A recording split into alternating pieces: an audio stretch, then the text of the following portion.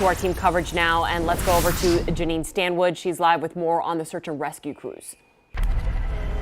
You know, we've been talking so much about our first responders here in South Florida, and arguably they are some of the best in the world, including some of the specialized teams. And I want to show you video from just a short time ago.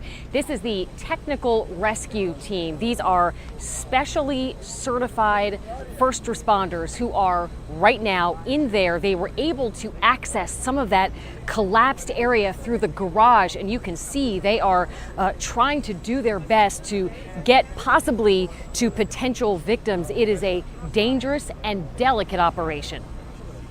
Every firefighter, is carrying that burden on their shoulders. They're trying to find these individuals, and as they continue with, making these breaches, making these tunnels, we're trying to locate these victims. 15 hours after the collapse, first responders are still working, accessing the rubble from the parking garage.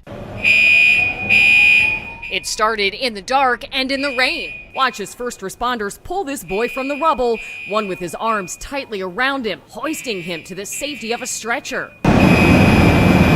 Others were plucked from balconies high in the air. We have the weather to contend with, and we also have the dangers of the building that is still standing, but is obviously in not good shape. So we have engineers on scene monitoring the stability of that building. More than 80 units from Miami-Dade Fire Rescue and more than a half dozen other departments around South Florida called to run toward danger. It's what they do best. They are well trained in search and rescue. They've been doing it all over the world. We never imagined we'd have a situation like this right here, but they are the best at what they're doing. By 8 a.m., they cleared 35 survivors and pulled 2 from the rubble. And engineers monitored not only the safety of the building still standing, but the pile of rubble below.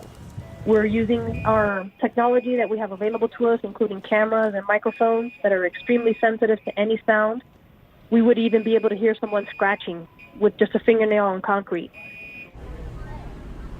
So canines, sonar, cameras, all of that technology is at their disposal. And you can't see it where we are because this is the staging area for a lot of the officers to give us a briefing. But where Terrell is, he had mentioned that he had seen these big lights coming in because, of course, now we're dealing with sunset. These first responders dealt with the dark and the pouring rain when they first arrived. Now they're dealing with the sun going down. This, Calvin and Nicole, is going to be a long night. It's going to be a long night, no doubt about that. Janine Stanwood live for us. Janine, thanks a lot. And we want to take you back to live pictures now of the scene where you can see all of those rescue crews you just heard Janine go through, take you through every single moment that they've been through. And now they're going to be dealing with sunset. So they are out there working with the dogs, just trying to see if there's any form, any sign of life. We're going to keep following this and bring you any more updates as soon as we can. We're going to